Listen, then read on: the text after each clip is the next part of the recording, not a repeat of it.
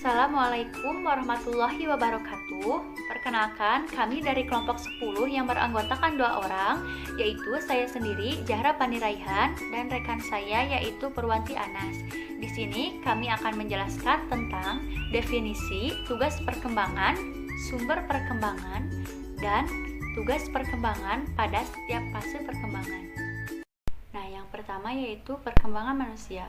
Mengapa manusia harus berkembang?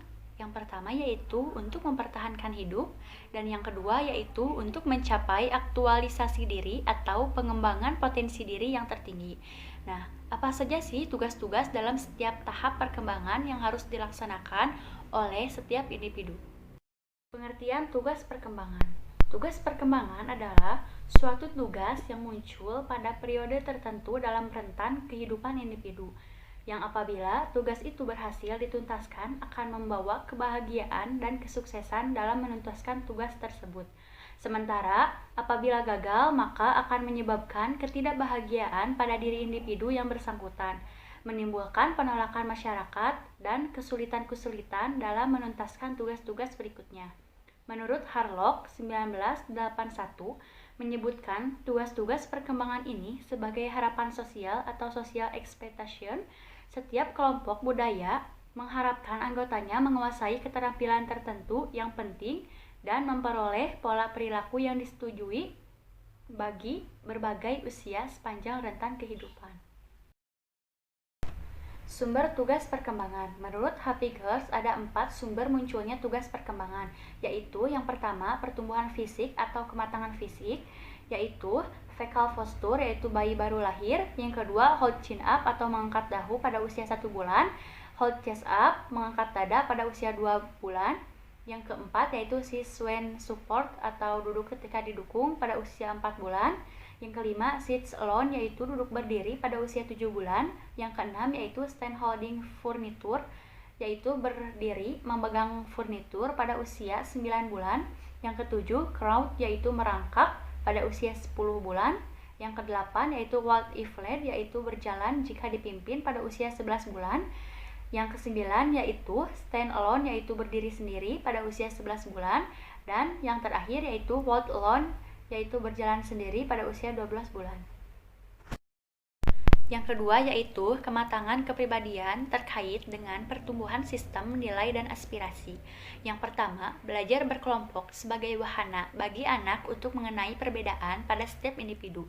Dan yang kedua, pada tahap remaja akhir, individu sudah mampu mengambil keputusan untuk hidupnya, termasuk dalam urusan karir. Yang ketiga yaitu tuntutan masyarakat secara kultural, misalnya belajar membaca, belajar menulis, belajar berhitung, dan juga belajar berorganisasi. Dan yang terakhir yaitu tuntutan norma-norma agama, misalnya taat beribadah kepada Allah Subhanahu wa Ta'ala, berbuat baik kepada sesama manusia.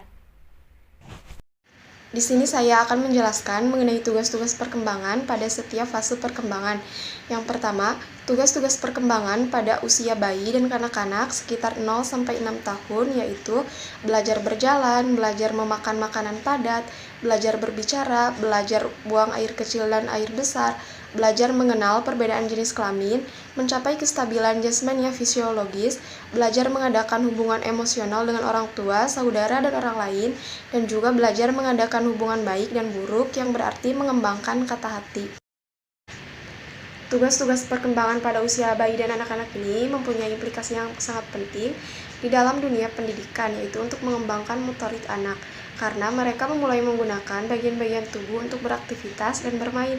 Keterampilan, penguasaan, dan penggunaan alat-alat tubuh sangat baik untuk merangsang otot-otot bayi. Misalnya, belajar memakan makanan padat itu akan membantu menguatkan daya gigit pada gigi seorang anak.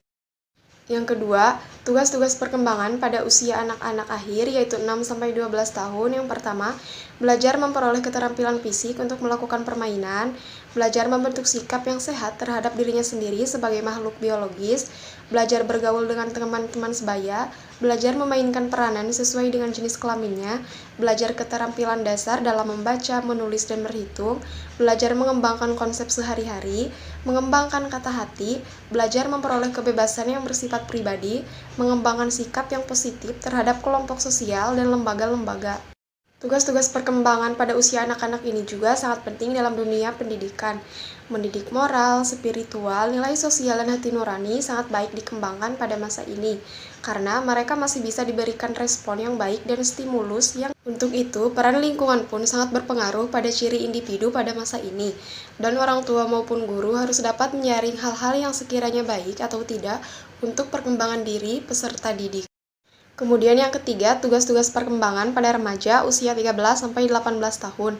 Mencapai hubungan yang lebih matang dengan teman sebaya, mencapai peran sosial sebagai pria dan wanita, menerima keadaan fisik dan menggunakannya secara efektif, mencapai kemandirian emosional dari orang tua dan orang dewasa lainnya, mencapai jaminan kemandirian ekonomi, memilih dan mempersiapkan karir, mempersiapkan pernikahan dan hidup berkeluarga, mengembangkan keterampilan intelektual dan konsep-konsep yang diperlukan bagi warga negara, mencapai tingkah laku yang bertanggung jawab secara sosial, memperoleh seperangkat nilai dan sistem etika sebagai petunjuk atau pembimbing dalam bertingkah laku, dan yang terakhir, beriman dan bertakwa kepada Tuhan Yang Maha. Implikasi dalam pendidikannya yaitu peran guru dan orang tua di sini adalah membangun rasa kepercayaan diri pada seseorang individu agar ia lebih mudah mencapai hasil yang diinginkan. Seperti dalam realitas saat ini, masa remaja adalah masa meniru. Pada saat inilah orang tua dan guru mengarahkan mereka agar meniru yang baik dan pantas untuk ditiru. Berikan perhatian ekstra pada masa ini karena bimbingan dan didikan sangat vital bagi individu. Mereka akan merasa nyaman dan merasa dihargai keberadaannya jika orang tua dan guru membimbingnya dengan penuh kelembutan, tetapi juga harus tegas dan disiplin. Kemudian di sini juga ada faktor-faktor yang memengaruhi penguasaan tugas-tugas perkembangan. Tugas-tugas perkembangan pada fase perkembangan tertentu hendaknya dikuasai oleh setiap individu, sebab tugas-tugas perkembangan pada satu sisi merupakan harapan dan tekanan sosial. Namun demikian, tidak setiap individu berhasil dalam menguasai tugas-tugas perkembangannya, karena ada beberapa faktor yang memengaruhi hal ini, yaitu yang pertama ada faktor internal, normal tidaknya pertumbuhan dan perkembangan, kesehatan, motivasi untuk berkembang, dan kelancaran dalam menguasai tugas-tugas perkembangan sebelumnya. Dan yang kedua yaitu faktor eksternal, yang meliputi pola asuh orang tua, lingkungan sekolah, lingkungan pergaulan, masyarakat, dan seterusnya. Dan yang terakhir, ada permasalahan dalam tugas-tugas perkembangan. Yang pertama, peserta didik yang sulit atau lama memahami suatu materi, kemudian peserta didik yang kurang atau tidak pandai, kemudian peserta didik yang nakal, peserta didik yang malu, dan juga peserta didik yang kurang memiliki motivasi dalam belajar. Sekian pemaparan materi dari kelompok kami. Mohon maaf bila banyak kekurangan.